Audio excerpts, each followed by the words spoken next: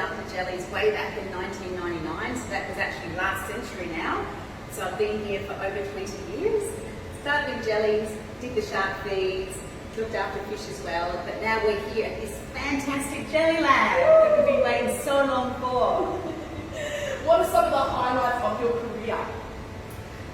Very interesting different things that I've done. I've flown a turtle to Queensland. I've accidentally headbutted a shark in the oceanarium and lived to tell the tale. It was actually Mitchell, but all good, so I'm standing here today.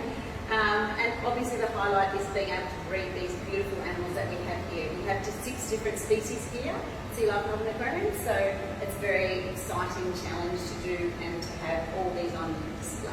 This is fantastic. I think we better go in and have a look at them, guys. I can't wait any longer. Let's get on in there. Let's go. Woohoo. I know it is. All right. Wow. This is the lab. Whoa, this is fantastic. How many jellies are in here? There's 6 different species, probably about maybe 1,500 in all so far. That's a few jellies. A lot of babies. A lot of babies. Well, we'll have to see them, I think, along the way. Yeah. So I might as well start with these amazing beauties over here. What are these ones? These are called blue blubbers. So these are found worldwide, and these were collected in Victoria, and some are from Queensland as well. So they're very easy to maintain. They live on a diet of brine shrimp, or what kids may know as sea monkeys. So you can actually buy sea monkeys on the back of a comic book if you really wanted to, like I used to when I was a little girl. So they love to eat those. They've got different colours, as they actually have bacteria that grows in their bell called cyanobacteria. So you can actually see sometimes on the top of their head, they've got like a blue sort of tinge. That's the algae that grows with them. You can see also in their head, they've got like a cross, looks like a hot cross bun jelly, but that's actually their stomach and gonad as well.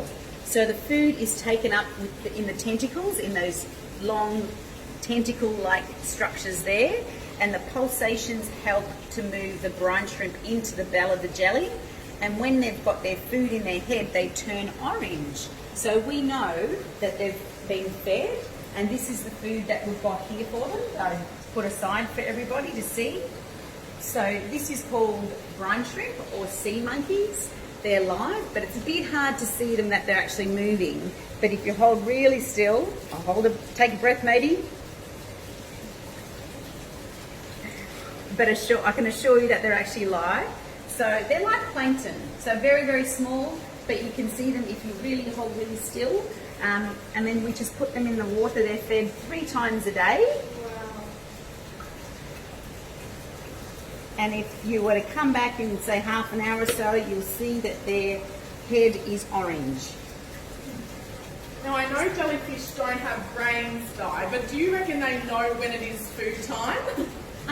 Not really when it's food time, but they certainly know when there's food in the water. As I mentioned, Lisa, they get orange, and they also know where they're swimming, if they're going left or right, up or down, and they move in response to light and gravity and chemicals that are in the water by special things called rhophalia. So these rhophalia are around the bell of the jelly.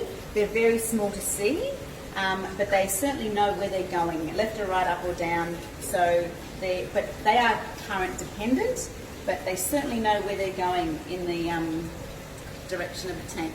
They are so fascinating, aren't they?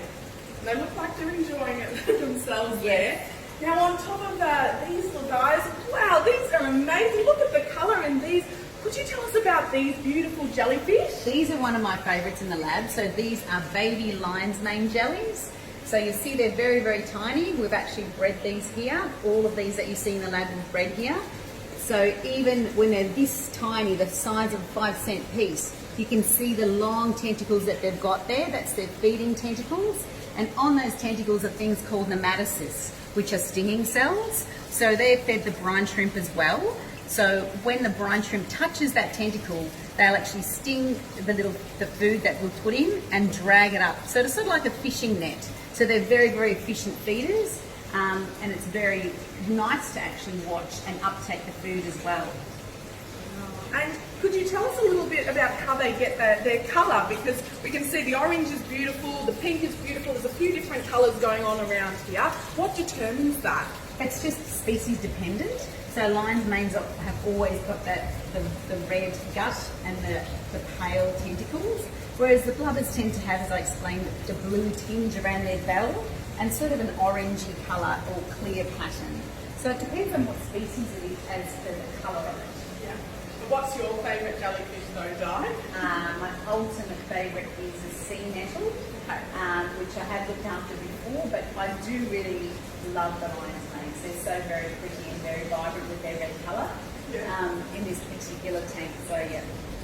They're stunning. Well, let's move along. Here we go. We've got a few more jellyfish to get through today. Oh, look over here. These are stunning. What are these ones? These are nettles. So we got these from Queensland, and they're called Cynthia. They came in very small. We've had them for about probably 6 to 8 months now, and they've grown a lot. And again, they eat the brine shrimp as well. So if you have a look at, I'll just point to this one up here, that's got an orange head. So that would be in response to the brine shrimp again that we feed in the morning, and they get another feed in the afternoon before we go home. So you can tell very easily that they've taken up their food. The lion's manes are a little bit difficult to tell, but they pull in their tentacles when we've fed them. But nettles are very easy to tell that they're eating. Now with these ones, I'm wondering what is the difference between these jellyfish in here and the beautiful pink coloured ones we saw just before? The little baby ones?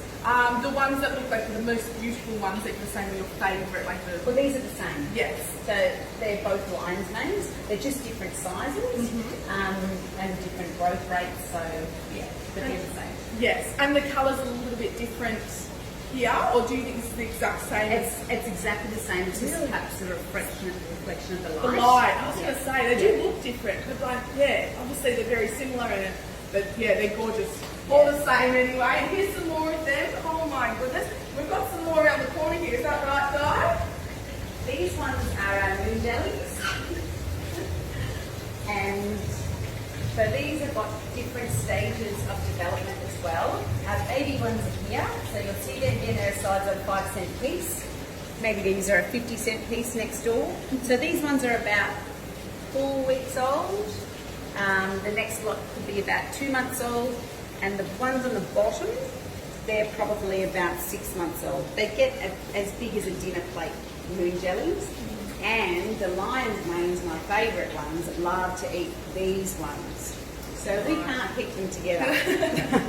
Better keep them separate. That's right. Oh my goodness. And of all the jellyfish we've seen, which one's the most dangerous if you came across it in the ocean? A lot of people or are sensitive to the lion's manes, so the red ones. They can give you just a slight itch. But I find myself, the blue blubbers, so the ones with the blue tinge around their bell, they really make you itchy. They're not as bad as our northern cousins, so the irukandji or the box jellyfish, but they certainly can make you itchy. So. And do you have any of the box jellyfish here at SEA LIFE Melbourne Aquarium at all? No, we don't have any box as yet or irukandji, so they're actually quite high maintenance to feed. So yeah, I don't know what the plan is for that at this time, but no, we don't have any yet. No. And speaking of high maintenance and people loving jellyfish, if someone wanted their own pet jellyfish, what would you say to them? They're very actually relaxing. A lot of people in Asia and Europe do have them, but let's perhaps focus on the tank that you need to have. So jellies are very unique in the type of tank that you need for them. They're not like a fish where you can just put them in whatever tank you want and then they'll just swim around. So this tank is called a pseudochrysal. So you see it is square, but on the inside of the tank it looks sort of like a washing machine. So they need to have that curve in there to be able to swim around properly and not get stuck in edges like a rectangular tank would have. Right. So you always must have a pseudochrysal and also the right salt water. Can't be put in fresh water, obviously, being an ocean creature. And you must have the right food as well, so the brine shrimp. You can buy them, obviously brine shrimp from pet stores, and some industries are now growing the moon jellies as they are relatively easy to breed and look after. But yeah, you certainly can have a tank at home if you wanted to. It just requires a bit of maintenance and love and care, and they'll give you many hours of relaxation and pleasure, and they're very relaxing to watch and very mesmerising, I think. That's right. I could fall asleep just watching them, so I better not look too close. All right, I think we better head down here because I think I can see something very, very peculiar down here. What have we got over here? So, I would like to point out in here, we do have moon babies, jellies.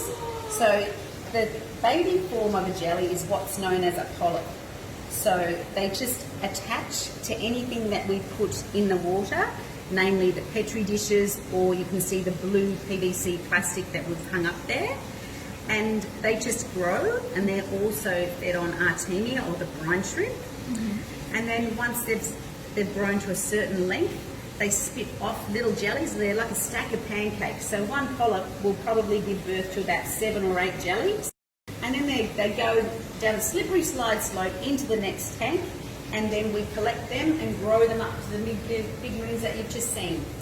And could you tell us a little bit more about the life cycle of the jellyfish? We've talked about the beginning, and then how many stages are there? So there's separate sexes, male and female. Mm-hmm. Like for example the moons, yes. They shed eggs and sperm into the water, and that develops into a planula, which you cannot see, so that's really, really microscopic tiny. The planula will develop into the polyp, which will then settle onto anything and everything. So they're very, very resilient and vigilant in what they settle on. They're not fussy, but they, in a laboratory sense, it's better for them that they settle on Petri dishes or plastic. But in the environment, they settle on rocks, rock pools, anything like that. And when the water temperature gets colder, like for example in winter, they go into hibernation like a bear. So in September, when it gets a bit warmer, then the oceans are warmer, and there's a lot more nutrients in the water and the polyps are fed. That's when they start to grow again, and that's when they spit out their little babies called the fire ant. So there's about 6 to 7, as I mentioned, that get spat out and then blown around into currents and then develop into juvenile moons. Wow, there we go. Incredible. We've got something else over here as well. Oh, there's so much to look at in here. I never know where to look. These are our special little white spotted jellyfish. So they're really tiny. They're about 2 to 3 weeks old. So they're fed on a special diet of algae and brine shrimp as well. So they'll grow to about maybe 10, 15 centimetre size. Some of them look like they're the size of just a grain of rice. They're very tiny, aren't they? Mm-hmm. They're so, so cute. Incredible. Some have developed the white spots yet, but some develop them later. But yeah, they are adorable, those ones. Wow. We've seen pretty much almost everything in here, haven't we now, Di? Yes, we've seen all the species that we have to showcase to you, and it keeps us busy, and it's a very exciting job to do. Well, I've had so much fun today, Di, and I hope everyone at home has as well. Now, thank you so much for joining us today. We've had so much fun, and we would love to see you at our next Facebook Live. So keep Facebook up, keep those notifications coming in from Sea Life, and we hope to see you next time, Di. Thank you.